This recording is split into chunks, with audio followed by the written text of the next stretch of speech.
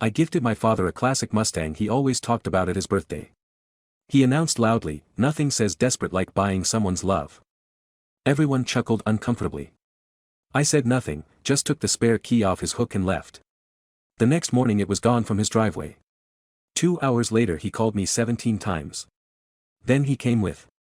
When he said it I felt my body go still, my fingers where he said it with a casual shrug, like he was commenting on the weather. But it cuts through the chatter like glass. A few people gave those awkward half-laughs, the ones people make when they don't know what else to do. Others just froze. My cousin Maddie glanced away. Grandpa frowned and looked at him like he didn't understand what had just been said. I understood it perfectly. That was the moment I realized my dad had never taken me seriously, not when I was a kid, not when I graduated college, not when I bought my first home, and now, not even now, after what I had done for him. And what I did wasn't small. I spent 18 months saving for that car, 18 months of working my day job and freelancing most nights and weekends. I skipped every trip, every celebration, even my own birthday. I stopped going out to eat. I sold a bunch of my things, including the only hobby I had, a classic motorcycle I'd restored over years. I funneled every extra dollar into one goal: buy the car my father never stopped talking about. Since I was a kid he talked about that Mustang like it was a part of his soul, in 1967 fastback, midnight, blue, white racing stripes, original interior. He'd tell the story like it was a tragedy, how he was going to buy it, how he had the down payment ready, how everything changed when my mom told him she was pregnant with me. He used to say it with a smile, but over time that smile turned into something bitter. He never blamed me outright, not with words, but the implication hung in the air. That car became a symbol for everything he didn't get to have, and I carried that. So I made it happen, quietly, carefully. I didn't even tell my closest friends. I found a seller in Arizona who was letting go of a perfectly restored one. I negotiated, sent money in chunks, arranged for enclosed transport. When it arrived I could hardly breathe. It looked like something out of a magazine. I had it washed, polished, detailed. Then I drove it to his house the night before his 60th birthday party and parked it right in the middle of the driveway. I hung a key on the kitchen hook next to his other keys and kept the spare in my pocket. I imagined him waking up seeing it coming outside, with disbelief in his eyes, maybe hugging me, maybe something deeper. At the party I gave him the key in front of everyone. I told him it was his, the Mustang, the one he always wanted, and that's what he did with it. Nothing says desperate like buying someone's love. People went quiet. My uncle, Rick, muttered something about respect. Grandpa actually told him to knock it off, but my dad just laughed and waved it off, like they were overreacting. Like I was being dramatic. I didn't say anything. I didn't yell or explain or demand anything. I walked into the kitchen, took the spare key off the hook and left.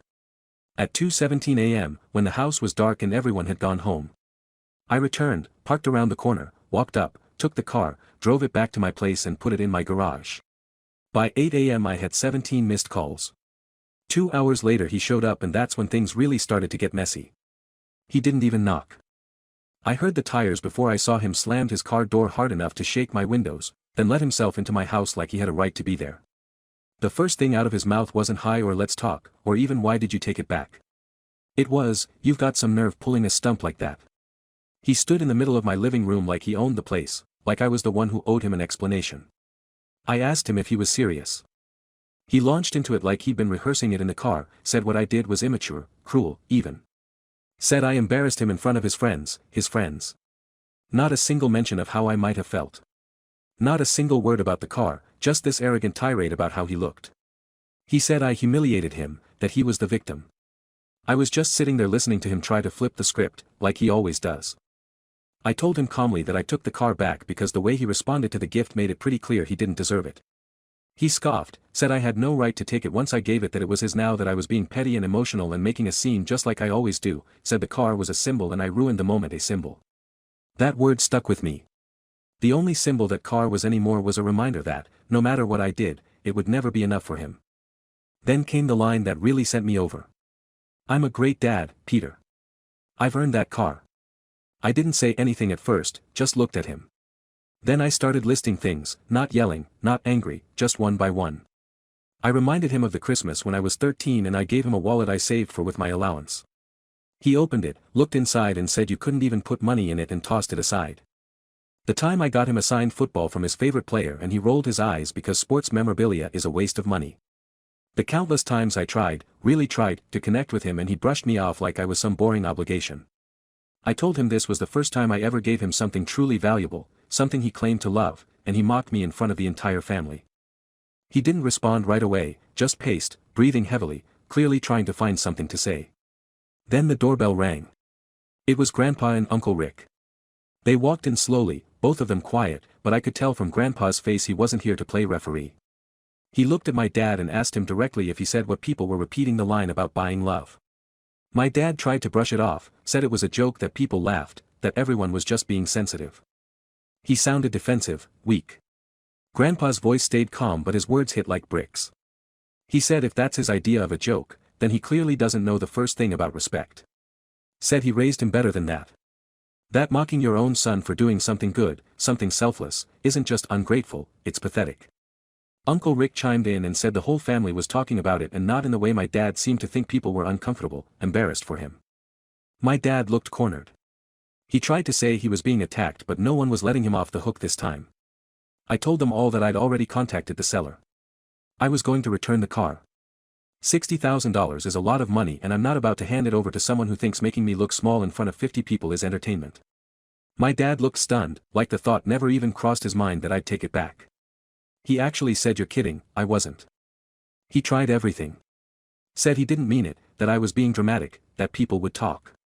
Then came the begging. He said he'd reveal it to the neighborhood that day, let everyone see him behind the wheel, said I couldn't take that from him. I told him he already took it from himself, and then Grandpa said something that stopped him cold. You've been mistreating Peter his whole life and he still tried to give you something special and you spat on it. Be grateful. You even have a son who wanted to give you anything at all. Silence. No one spoke after that. I didn't invite anyone to stay, I walked them all out the door without saying much more. The next morning I packed the paperwork, made a few calls and scheduled to return. But that wasn't the end, because over the next few days my dad did something even worse. It didn't even take 24 hours. The first post went up the next morning, public lawn, carefully worded, like he was some innocent man blindsided by a cruel betrayal. The kind of post that reeks of victimhood. But make sure to leave out the parts where he started the fire. He didn't use my name, he didn't have to. Birthdays are supposed to be about love and gratitude. It began. I never thought I'd live to see a day where I'd be accused of not appreciating a gift, especially after a lifetime of sacrifice. But I guess when people are determined to rewrite history and make you the villain, nothing you do is ever enough. It got worse from there. He talked about being blindsided by someone I raised, abandoned by the very person I worked my whole life to support, and how a harmless joke at a party has now cost me more than I ever imagined. Then came the line that made my jaw clench. This is what happens when love comes with a receipt. Hundreds of likes. The comment section filled up within hours. His coworkers, old friends, neighbors, some people I hadn't seen in 10 years, all pouring in with sympathy and praise. You're a great dad, John. Some people just don't see what they've got. Heartbreaking. You don't deserve this. People are so entitled. These days, gifts are supposed to be unconditional. I wanted to scream, not because they believed him, but because he believed it deep down. He genuinely thought he was the wrong party. And the worst part, some of them knew people who were there at the party, who heard him say what he said. They laughed nervously that night and then jumped on Facebook to pat his back like they hadn't just witnessed it all. I didn't reply, I didn't defend myself, I didn't correct anyone, but I watched. I read every comment, screenshot at everyone. Then came the phone calls, first from my mom. Then from two of my aunts, then a cousin I hadn't spoken to in years, who suddenly decided she was the official family therapist. None of them asked how I was. None of them asked what happened. They all said the same thing, just fix it, be the bigger person. You know how your dad is. I'd heard that sentence my entire life. You know how he is, as if his behavior was a chronic illness we were all expected to accommodate. No one ever said he should apologize. No one ever said he crossed the line. My mom finally got through, said I was being cruel, that taking the car back was spiteful and humiliating and that I had completely destroyed his birthday. She said, and I quote, "Peter, you made your father look bad in front of everyone." I asked her one question, did I make him look bad or did he do that all by himself? She didn't answer. She just sighed the way she always does when she wants me to feel guilty. Then she went into her usual guilt trip speech, how I have money now, how I should be supporting them, how they're getting older and can't keep up with the bills, and that I was being selfish. That word hit me harder than anything else, selfish. I hung up. I didn't answer any more calls after that. I didn't open messages. I didn't respond when someone tagged me in one of the Facebook comment threads. But I watched and quietly I started changing things. First I pulled my name from the monthly payments I'd been covering for their house insurance, then the utilities, then the card I'd linked to pay for their internet. I'd been helping them behind the scenes for years. Things they never once thanked me for, things they treated like obligations I owed them. I shut it all down. No announcement, no warning. I didn't send a message or leave a note, I just clicked the cancellations and waited. 2 weeks later my mom called again, this time frantic. Their internet had been shut off. The electric company had called the bank, bounced the last insurance payment. She said she didn't understand. I said I thought they didn't want help from someone so selfish. Then I hung up again. I was tired of keeping the peace, tired of being the adult in a family that treated me like a child, no matter what I did. Tired of showing up, giving, working and never being seen as more than the disappointment who ruined a Mustang dream 35 years ago. So when my dad posted again, this time a more aggressive version, calling out certain people who used their money to control and punish, I didn't get angry. I smiled because while he was busy crying on Facebook, I was already planning the part that would finally make him realize I wasn't playing the game anymore. 3 weeks after the party I got a knock on my door at 8 a.m. I wasn't expecting anyone. I looked through the peephole and saw a woman I didn't recognize, maybe mid-50s, short hair, dressed sharp. She had a manila folder in one hand and a tired, uncomfortable expression. "Are you Peter Langston?" she asked. I nodded. "I'm from Glendale Credit Services. Your father listed you as a co-signer on a financing application 3 years ago. He's defaulted on the loan. We've been trying to reach him. He gave us your address as a last known point of contact." I stared at her. I'd never signed anything for my dad. I told her that. She flipped open the folder, showed me a copy of some paperwork with my name and forged signature on it. My stomach dropped. He'd used my name. I kept my voice calm and asked for a copy. She said they'd already started legal proceedings and I'd be receiving a notice by mail. Then she apologized, said this sort of thing happens more often than you'd think and left. I stood there holding the paper, my hands trembling. This wasn't just about a car anymore that evening. I didn't call him, I didn't even text. I drove straight to Grandpa's. He was sitting on the porch, just like he always is. When I showed him the paper he went quiet, really quiet. Then he stood up, went inside and called Uncle Rick. 10 minutes later we were in his truck heading straight to my parents' house. My dad opened the door, still wearing the same smug face he'd been wearing all month, until he saw who was behind me. Grandpa didn't yell, he just walked in and laid the paper on the kitchen table. "You forged your son's signature," he said. "And you're out here playing the victim." My dad tried to spin it, said he was desperate, that it was a small amount, that he meant to pay it back and no harm was done, that he didn't think they'd come after me. But Grandpa wasn't having it. He told him he was a coward, that using your own son to bail yourself out and then mocking him for trying to do something kind wasn't just disgraceful, it was disgusting. Uncle Rick called it identity theft, said Peter should press charges. And I could tell by the look in my dad's eyes that he knew we weren't bluffing. Then Grandpa did something none of us expected. He pulled an envelope from his coat pocket and dropped it on the table. Inside was a letter, signed and notarized, removing my father as the beneficiary of a significant piece of land that's been in our family since the 60s. "I was going to give this to you," Grandpa said, "now it'll go to Peter." My dad went white.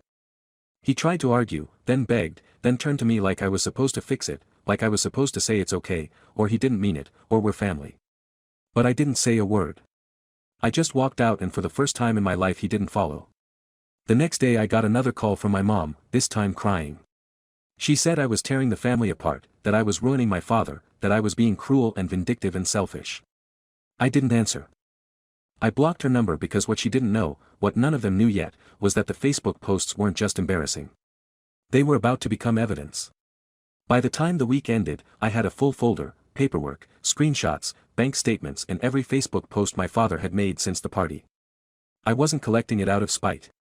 I was collecting it like a storm's coming, and I wanted to be ready when it hit, because this wasn't about a car anymore.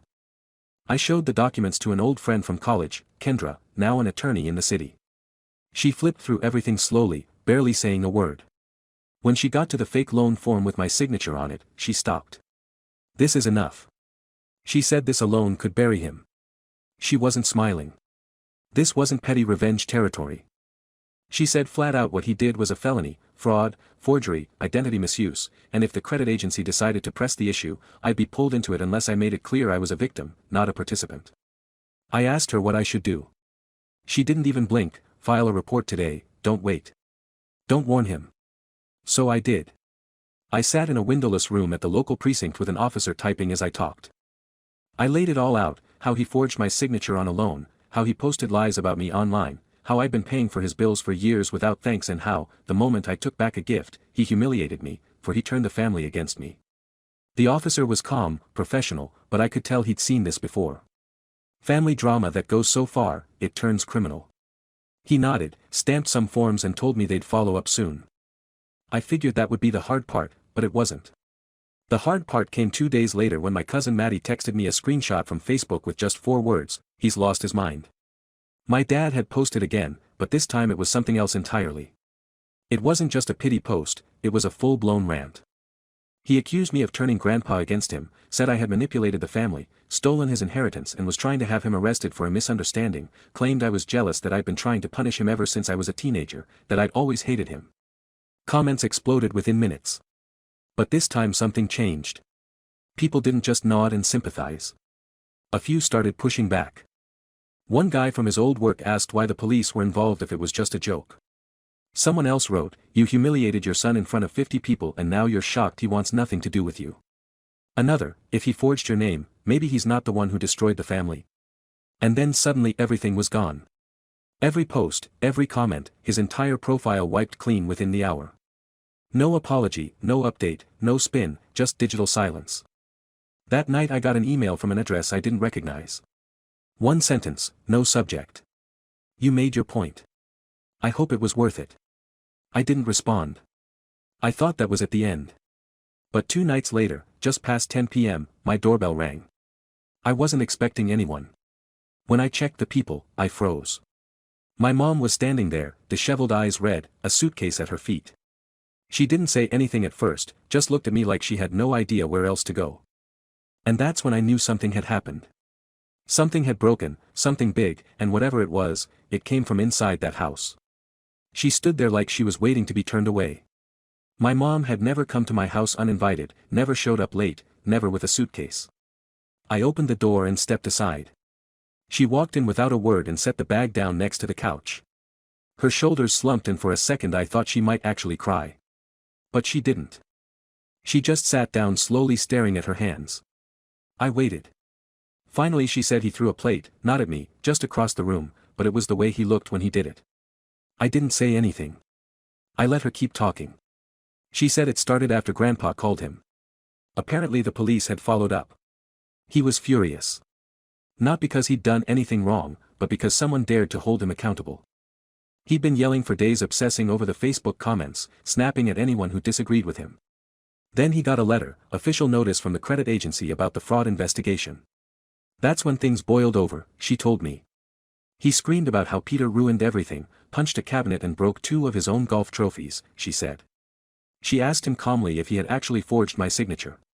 He didn't deny it. He told her he was entitled, that I owed him more than a car, that everything I had, my job, my savings, my life, was because of them, and that using my name for a loan wasn't theft. It was balancing the scale. That was when she packed a bag, not because she was brave, not because she'd suddenly changed, but because she was afraid. She stayed on my couch that night and the next 2 nights after that, quiet, like someone waiting to wake up from a dream they'd been trapped in for decades. We didn't talk much. She made coffee in the mornings and watched TV on mute, like she didn't know what else to do with herself. On the 4th day she said she was going to stay with her sister in Nevada. She didn't ask for money, didn't ask for help, just gave me a tired look and said I wish I had left earlier. She hugged me and I let her, but when she stepped back she made the mistake of saying, "I hope you'll talk to your father eventually. This family's been through enough." And just like that I knew it was done. I told her I wouldn't, not now, not in 5 years, not ever. I said I was done, paying for their guilt, done giving chances, done waiting for people to grow up and show decency. I told her I didn't care if that made me selfish. If walking away meant peace, then I'd be selfish forever. She didn't argue, she just nodded, picked up her bag and walked out. The next week I got a voicemail from my dad. His voice was flat, like he was reading from a script he didn't believe in. He said, "If you want to talk, I'll be here, but if not, I get it. I deleted it. That was the last time I heard his voice. People still ask about him sometimes, friends, extended family, I just say we're not in contact. They always do that thing where they tilt their head and say, really not even a little. And I always give the same answer, not even a little, because when someone shows you over and over what you mean to them, you'd be a fool to keep asking for more. It's been 2 weeks since I last heard his voice. No messages, no missed calls, no surprise visits, just silence. And, honestly, it's been peaceful. I've been waking up without that weight in my chest, that constant anticipation of something going wrong, someone calling to guilt-trip me, or another passive-aggressive post floating through the family chat. It's quiet now and I didn't realize how loud it all used to be until it stopped. The money from the Mustang is still sitting in my account. I haven't touched it, haven't even decided what to do with it yet. Maybe I will, maybe I won't. That part doesn't really matter anymore because that car, that entire moment, was never really about him. It was about trying to heal something that wasn't mine to fix. People still reach out, not as many and definitely not as loud. A few cousins sent private messages saying they'd always known he was difficult, that they didn't want to get involved, but they supported me. One of them, my cousin Danny, even said watching it all unfold made her realize some things about her own dad. Funny how that works. My mom calls occasionally from Nevada. She's different now, lighter. She still tries to slip in little updates about him, how he's drinking less, how he started going on walks again, but I don't ask for them. She's starting to understand that I meant what I said. That I'm done not because I hate him. That would be too simple. I don't hate him. I just don't have space for someone who thinks love is something you owe, not something you give. I used to wonder what it would take for him to see me, to really see me, not as some extension of himself, not as a kid who owed him for being born, but as a grown man who tried, who gave up too when it became clear that none of it mattered. But now I think the answer is nothing. There's nothing I could have done, and I'm finally okay with that. Some endings don't come with closure, they come with silence, and the silence, as it turns out, is its own kind of peace.